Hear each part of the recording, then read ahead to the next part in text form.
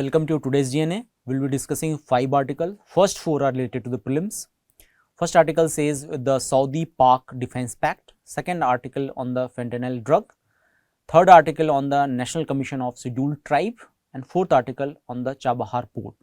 Now, fifth article, which is related to the mains, it pertains to the India-Qatar relation.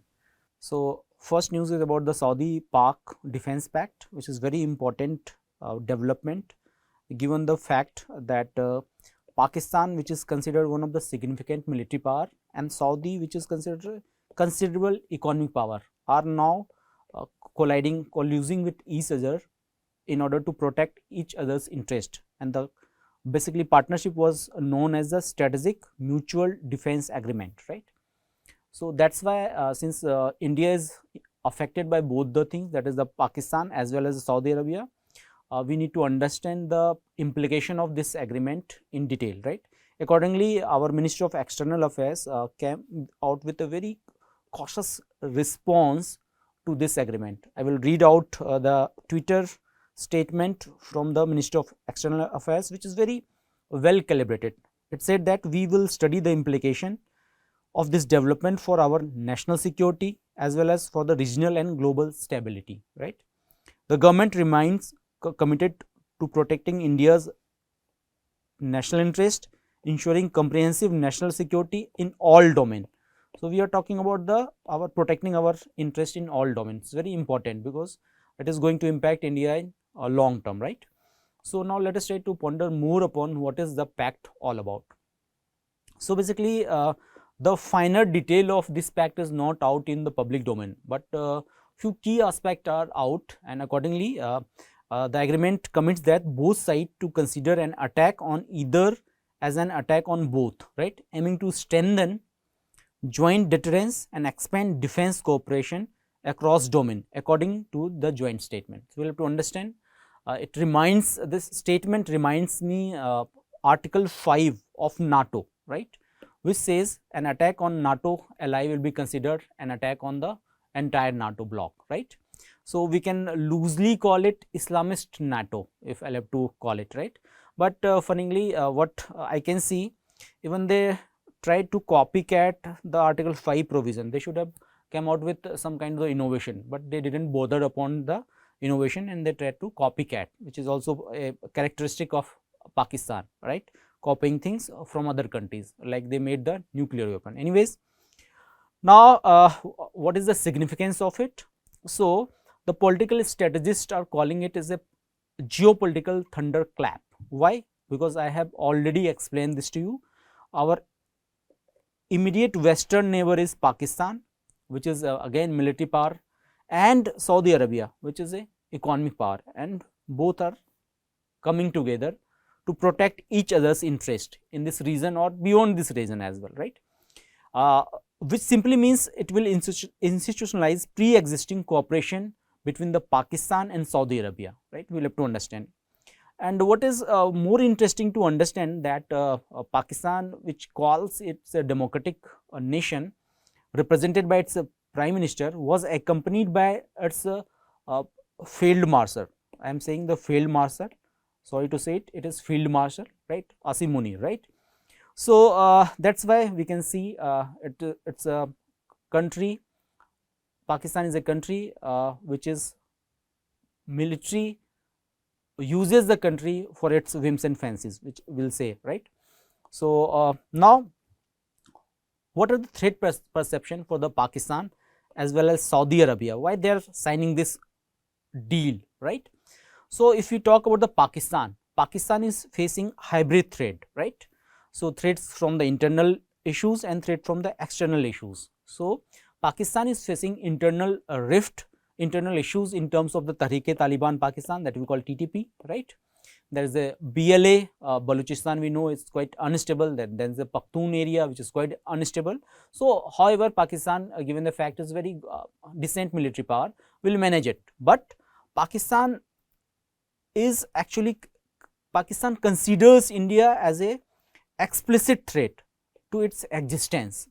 Hence, they need someone to support them in case of their thins and thicks. Now, it is very obvious for the Pakistan to consider all India as a threat, but what about the Saudi? We'll have to understand. It's a very complex condition. Why? Because there is a strategic ambiguity in the Saudi Arabia itself, whom they are fighting. Now, again, Saudi Arabia is also facing two kind of the threats. One is we call hybrid threat, basically internal as well as external. When we call about the internal threats that Saudi Arabia is facing, we can say that after the Arab Spring, obviously there was some kind of the threats. However, externally Saudi Arabia is facing threats from Houthis, right? We know that they have attacked the Houthi few years back. Not Houthis are their immediate threat, but there are countries like Israel, Iran and Turkey. So, Israel obviously for its ideological conflict. Iran consider itself as a leader of the Muslim countries, right, as well as Turkey, which is a middle power, also considered itself a leader of the Muslim country. However, Saudi Arabia, given its economic clout, considered itself as a leader of the Muslim countries. Hence, there was it's very muddled kind of the threat that Saudi Arabia is facing. However, this agreement will help Saudi as well Pakistan to basically deal with their threats, right. This is the wider implication of this deal, right. Now, we know that recently Israel attacked Qatar, which is quite close to the Saudi Arabia, and it is considered that the missile even flew the Saudi Arab space, right. However, Saudi is not that strong in terms of the military or in terms of their aerial defenses, right. It gave the basically Saudi country an anxiety kind of the thing to deal with a military superpower like Israel, which can reach to their backyard, right. So, they can reach to the critical infrastructure of the Saudi Arabia as well. However, we will have to understand there is a treaty between the Arab countries and the Israel itself that we call. Tell me in the comment box, what was the deal signed between the Gulf countries and Israel, broke by the Trump, right, very famous treaty, right. Anyways, first is the Israel factor, second is India factor. So, Israel matters for the Saudi as well as the Pakistan, right, because the elite does not care about the Israel either in the Saudi or the Pakistan, but the common masses, the sentiment of the common masses are against both the countries. Second is the India factor. So, India is a perceived threat for the Pakistan, we have said that, and after this short conflict during the Operation Sindoor, Pakistan have seen the might of the Indian military as well as the political class, right. So, they are facing this issue since starting. Now, next is the crumbling condition of economic of the Pakistan. We know that it's like Pakistan is living on the bailouts, right. So, they need someone who can basically finance their bills, right. The Saudi Arabia is ideal case for them because of their closeness, perceived closeness, and Saudis also consider Pakistan as their ally because we have seen that the nuclear umbrella of Pakistan was funded by the Saudi, it is considered, right. And this brings to the key center plank of the discussion, that it is the classical case of mutualism of the geopolitics. Why? Because to the west of India, Saudi is considered economic powerhouse and Pakistan is a military power, and this pact will mutually benefit each other. That is why there is a significant move in terms of the dependence upon each other. Now, what are the military scopes and the limits? So, it is considered that Pakistan is going to provide nuclear umbrella to whom? Saudi Arabia, because Saudi Arabia do not want to build its own nuclear bomb. Why? Because it will attract immediate sanction like Israel, hence like Iran. Hence, they are using Pakistan as their shield, right. It is a wise move as well, right. Also, historically Pakistan is providing the training to the Saudi Arabian armed forces, including their army, navy as well as their air forces. Rahel Sharif, he was the ex-army general of the Pakistan, is now living in the Saudi Arabia as an advisor to the governments, right. Now, basically the finer tone of this agreement is not out, but if an attack on one country will be considered an attack on both, clause basically will be handled by the political discretion, and only political leadership will decide all these kind of the treaty aspect, which is basically a very good thing as well, right. So, what is the implication of India? So, India responded in very cautious way, we have known, right. I believe it is very Saudi will play a very balancing act. Why? In case of the future conflict like Operation Sindoor, Saudi Arabia's basically diplomatic stake, military stake, right, or economic stake in both the countries, India and Pakistan, will basically push them to come out for a negotiation, and they have done this in the past as well, right. So, any future conflict will be neutralized or which will be reduced by intervening of the Saudi Arabia, which will be very good for the regional stability as well as security, I believe, right. And this pact basically add complexity to India's Gulf outreach. Why? Because it incentivizes deeper India-Saudi strategic dialogue on maritime security, because Pakistan can be a nuclear power, but in terms of the maritime aspect, India is capable of doing maritime blockade of Saudi as well as the Pakistan.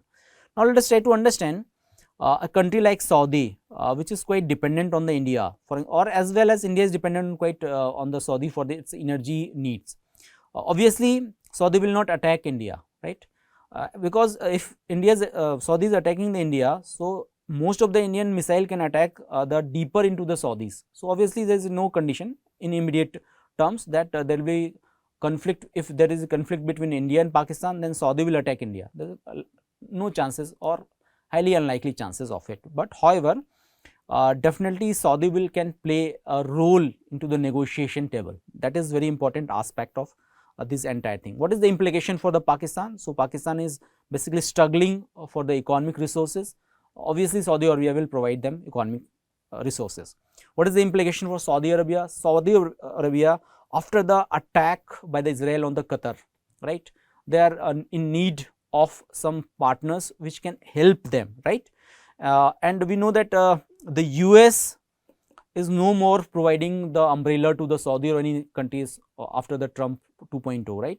So, they are looking for a rapid support partner, and Pakistan is a perfect candidate for that condition. That is why there is a need of mutual benefit, hence there is very good kind of the relation between the Saudi Arabia and the Pakistan. Now, what is the regional, global and the immediate ripple effect of this impact? Let us try to understand. For the Middle East, so the agreement contributes to the evolving Gulf security mosaic with more intra-regional defense linkages, potentially reducing sole reliance on the US security guarantee, right. Now, it is a decline of the US, we all know that.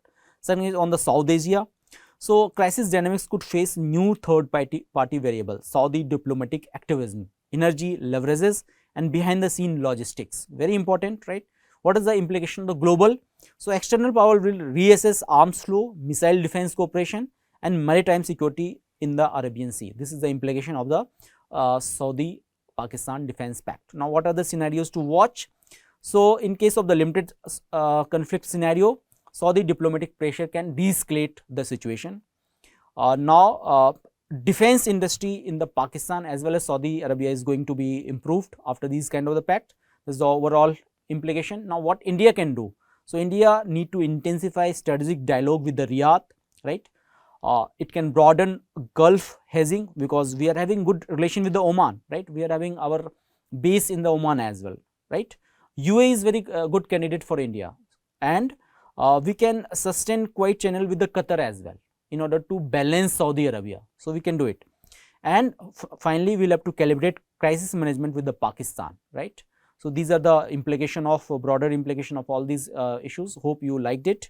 Now, in the conclusion, we can say that SMDA is a formalization and upgrade of long standing partnership, primarily a deterrent and political signal rather than a guaranteed warfare commitment, and its practical impact will shaped by the Saudi balancing with the India and the specifics of the any future crisis triggers, right. For India and the wider regions, the pact raises the salience in the Gulf diplomacy in South Asian stability, while underscoring the multipolar evolution of Middle Eastern security framework. That is the overall analysis. Hope you enjoyed it. Now, try to solve the question which is given in the screen. Next news on the fentanyl. So basically what happened, US sanctioned a few Indian businessmen, right, in the accusation that they are basically promoting fentanyl in the US uh, internal borders, right. So we'll help to understand what is fentanyl and what is the impact on the India as well, right. So fentanyl is a very strong painkiller used in hospitals, but dangerous when misused or sold illegally.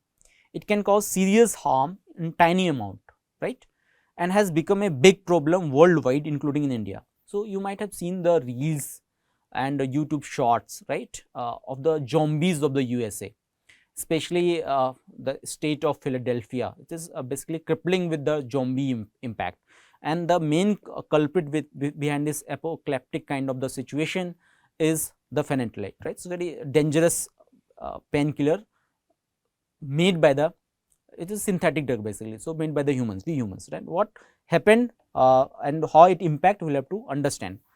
So what is fentanyl? It's a synthetic, means lab made opioid, right, and 50 to 100 times stronger than morphine, right. Morphine is the third potent opioid, right, and it is potent than 100%, 100 or basically 50 times more potent than the morphine, fentanyl. That's why it's very dangerous, right. And even a grain of the fentanyl can be lethal. It can basically cause death to the humans, right. Basically it is generally basically made by the lab, in the lab, to deal with the extreme pain condition, like in the case of the cancer and all, right. So doctor use it carefully as a patches, injections or lozenges, right. But illegal form mixed with other drugs are sold on the street, making overdose much more likely. What happened, uh, uh, what, how it impact our brain. So what happened ki, basically when anyone try to take the fentanyl, so it impact the receptor of the brain, right. And let us suppose you are having a bee sting, right, in your hand. So from the nerves of the hand, the message will be sent to the brain, and when brain will basically send you a message that there is a pain in it because of the inflammation. However, if you are using the fentanyl, so what will happen, this reception will be, a vacuum will be created in the reception, right. Hence you will not feel the pain.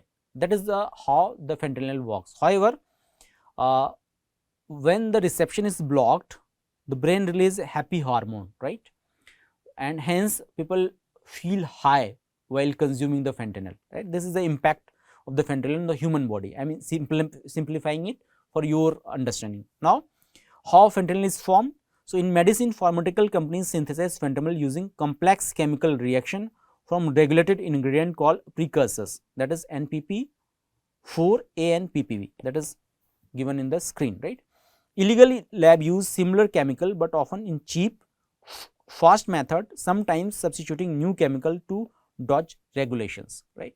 So they, what they are doing, they are not regulated, they are using it for the basically not recreation, but for the basically drug of abuse. The fentanyl is being used, and US is quite basically affected, youth of US is quite affected by the abuse of the drug fentanyl, right. Now what are the bad effect and risk associated with the consumption of fentanyl? So it's very easy to overdose, right, because just a few milligram can kill a person, and there are likely chances of withdrawal syndrome. Dependency can be also developed by use of the fentanyl, right. So what is the antidote available for the fentanyl? So it is the naloxone. Naloxone is a life-saving medicine that reverse fentanyl overdose by blocking opioid effect. I have explained the opioid effect to you, right. So it blocks a kind of the messaging between the neurons. Now it reverses, the antidote reverses it. That's why the impact is reduced as well. It is generally used by the nasal spray. Now what India is doing, right.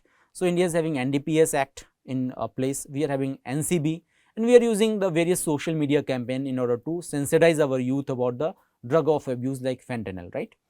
Now how India can be impacted by it? We know that India lies in the midst of the Golden Crescent, having countries like the Iran, Pakistan and Afghanistan, as well as we lie in the periphery of the Golden Triangle, having the countries like Myanmar is there, right? The country like Thailand is there, Laos is there. So, we are sandwiched in between the Golden Crescent and Golden Triangle. That is why our western border as well as our northeastern border are impacted. For example, one of the reason behind the Manipur crisis is this drug issue as well, right? Punjab is badly impacted. We call it like Urta Punjab, right? So, these are the impact on the India. That is why we need to be very cautious about the spread of the fentanyl in Indian youths as well. So, say no to drugs. Now, question is given on the screen, just try to solve it. Next is the NCST. So, what happened for the first time, the NCST, that is the National Commission on the Scheduled Tribes, has formed a special committee and 3 subcommittee to review how it can carry out additional duties to protect tribal rights. Very important, for the first time it is being used, that is why it become quite important, right. So, what are the backgrounder of it? So, basically NCST commission was given extra duties in 2005 like forest produce right, minor forest produce right, basically land production and PESA Act implementation, right. However, it is facing issues in implementation due to lack of staffs and the funds. So, there are 3F: fund, function and functionaries issues, 3F issues, right. The NCST is also marred by 3Fs, right. Now, accordingly 11-member committee with 3 subcommittees will study and report on the issue. Now, let us try to understand what is about the National Commission for the Scheduled Tribes. So, it is formed under Article 338 subclause A. So, tell me in the comment box what is about the Article 338. So, NCST is the 338A. What about the 338 itself, right? Comment in the box, right? Now, what is the composition of the NCST? It comprises of a chairperson, a vice chairperson and 3 other members, means total 5-member committee will be there. Now, who is the present chairperson of the National Commission of the Scheduled Caste? So, it is the Scheduled Tribes. So, Anant Singh Arya is the NCST chairman. Under which ministry lies? Minister of Tribal Affairs, for obvious reasons. Appointment is done by the president, right. For the tenure 3 years, and post tenure the people who are the member are not eligible for more than 2 terms, and who it reports to the president. Very important, prelims question can be asked directly from all these pointers. Now, let us try to look into the chronology. आप chronology समझिए. Now, in 1950, Article 330 established special officer for SC and ST to monitor constitutional safeguards related to these communities. In 1990, what happened? 65th Constitutional Amendment Act created Joint National Commission for SC and ST under Article 338, right? This one. What happened in 1999? Ministry of Tribal Affairs formed, focus exclusively on the ST welfare. 2003, 89th Constitutional Amendment Act separate NCST from the National Commission for the SCs. Very important timeline. And finally, in 2004, independent NCST established for the Scheduled Tribe, and in 2005, special task has been assigned to the National Commission for the Scheduled Tribe. Again, very important pointers for the prelims purposes. You need to learn few things by heart, right. Now, try to solve this question using the given information. Next news on the Chabahar Port. Again, we know that there is a love relation of Trump with the India. Accordingly, they have imposed another section on India. What happened? In another harsh measure by the Trump administration, Secretary of the State Marco Rubio announced that US was revoking its waiver on sanctions over a Iranian port of the Chabahar, ending a special waiver given to India in 2018. What happened? Chabahar Port is being developed, part of Chabahar Port is being developed by the India, and we know that there is an antagonistic relation between Iran and the USA. Accordingly, USA imposed sanction on the Iran, right. However, since the Chabahar Port was developed by the India, there was some kind of the waiver given to India in 2018. However, this waiver has been revoked. In simplistic term, we have explained this thing. So, we can see the Chabahar Port, which is very important strategically. Now, we will understand what is the importance of the Chabahar Port on different dimensions of the geopolitics, geoeconomics or otherwise, right. Now, Chabahar Port is located in the southern eastern Iran. Where it is located? Southern eastern Iran, somewhere here, right. on the Gulf of Oman, right, which is a deep water oceanic port. Deep water means it can carry a substantial amount of the cargo in it, right.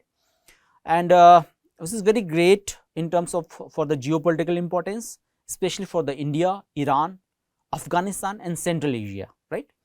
India has plays very crucial role in developing and operating this port to the boost regional connectivity, at least in the deep in the Central Asia, including the our transactional relation with the Russia, right. That is why Chabahar Port is very important for India, and sanctioning Chabahar Port will impact India's prospect in terms of its outreach toward the Central Asia.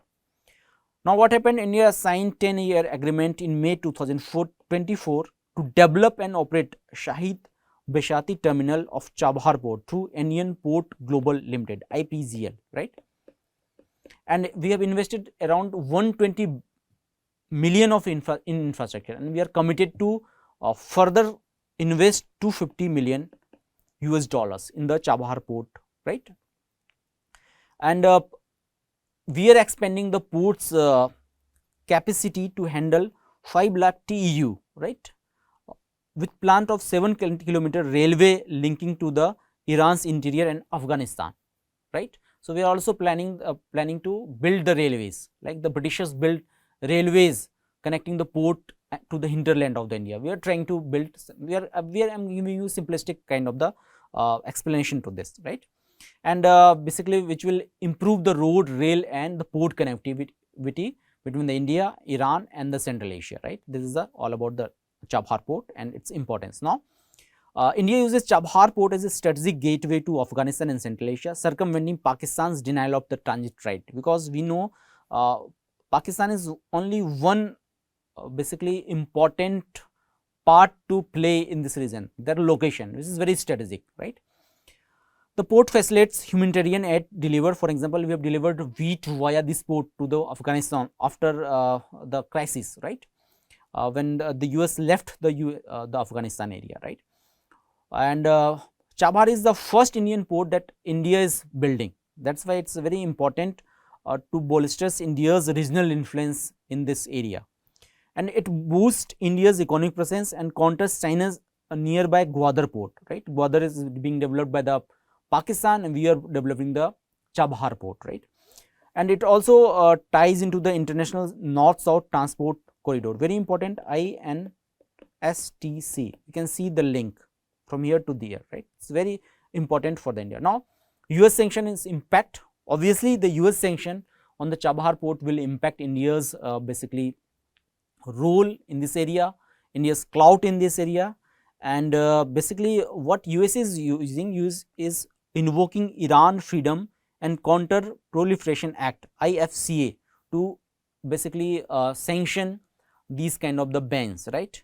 However, as like usual, India will try to draw a fine balance between the Iran as well as USA, and we are hopeful that we will come out with such kind of the sanctions sooner or later. Now, what is the geopolitical significance of Chabahar Port? So, basically Chabahar Port breaks Pakistan's geographic blockade, preventing Indian goods from reaching Afghanistan and Central Asia.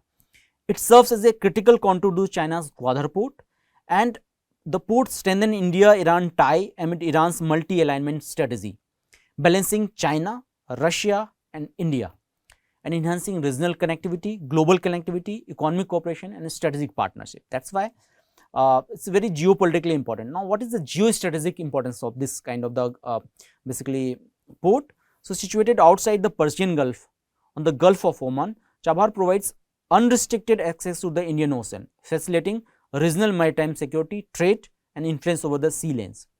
Port supports India's Act East policy as well as neighborhood first policy. That is why very important, and also offers platform for India to counterbalance Chinese influence in South Asia and Middle East through the Gwadar and Belt and Road initiative. That is why very important. What are the challenges ahead? So, UN section impose operational and financial risk. India must carefully navigate these without jeopardizing its strategic gain or US partnership. Regional instability such as Afghanistan post-Taliban takeover, Iranian political dynamics and competition from other trade corridor present hurdles, and developing requirement infrastructure like railways, free trade zones take time. heavy investment and stable cooperation among the regional players. Hence, India need to trade with the caution in this area. Hope this is clear to you. Now, try to solve this question which is given in the screen, right. So, hopefully you will be able to solve this. Now, in the main section, let us try to discuss India-Qatar relation. What happened?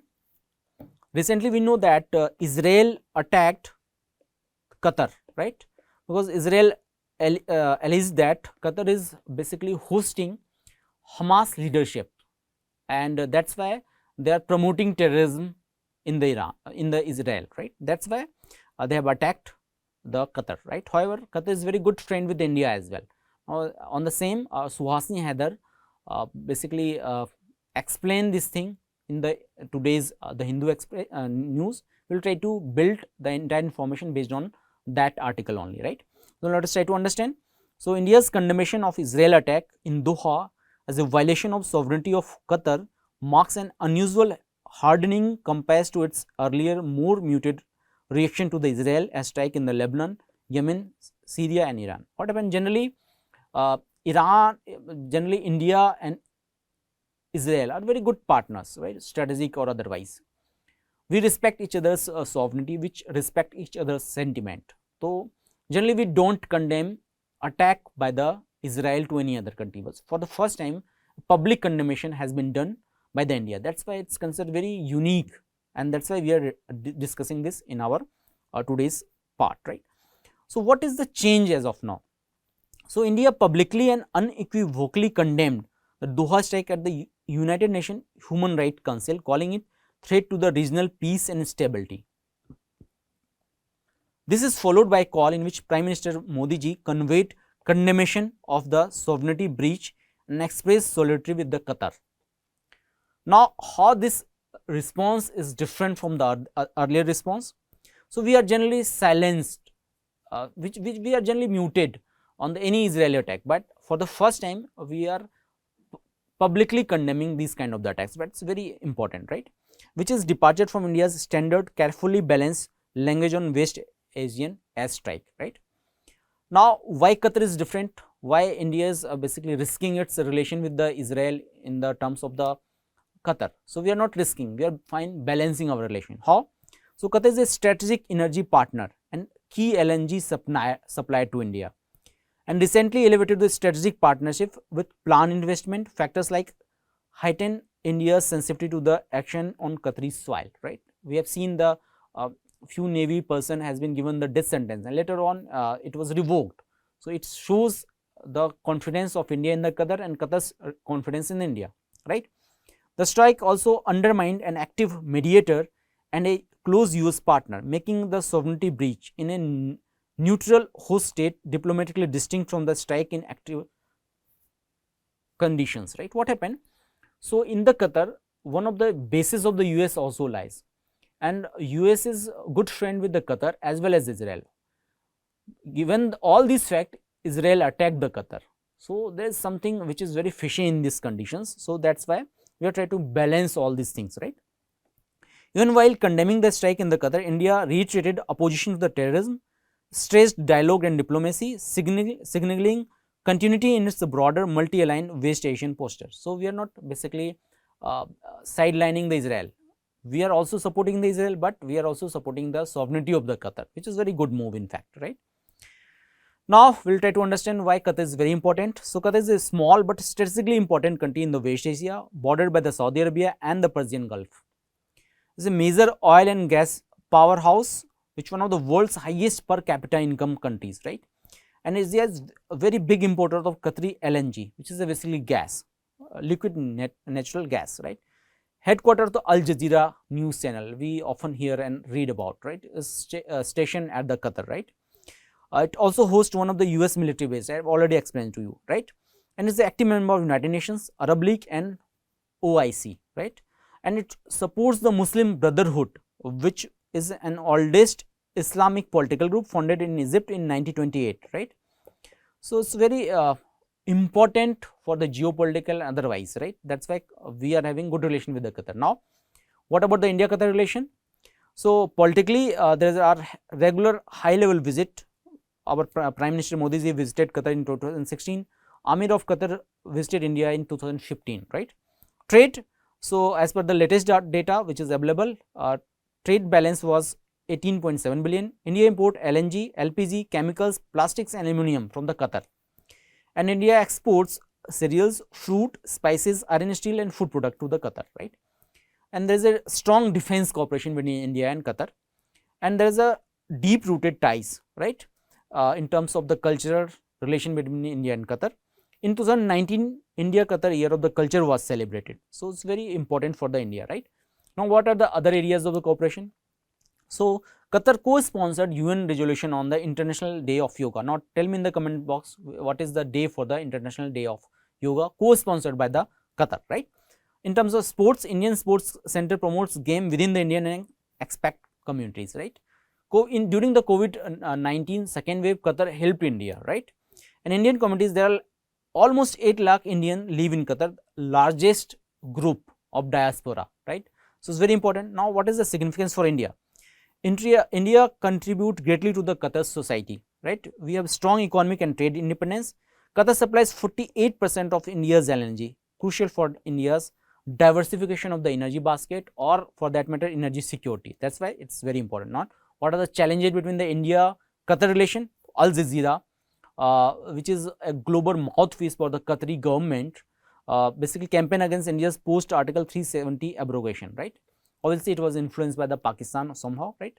Now, there was a controversial remark on Prophet Muhammad, drove sharp criticism from Qatar, right. You know the case, and there are legal issues as well. For example, 8 Indian ex-naval officials sentenced to death in Qatar, and India experienced deep shock, right. However, it can be resolved now.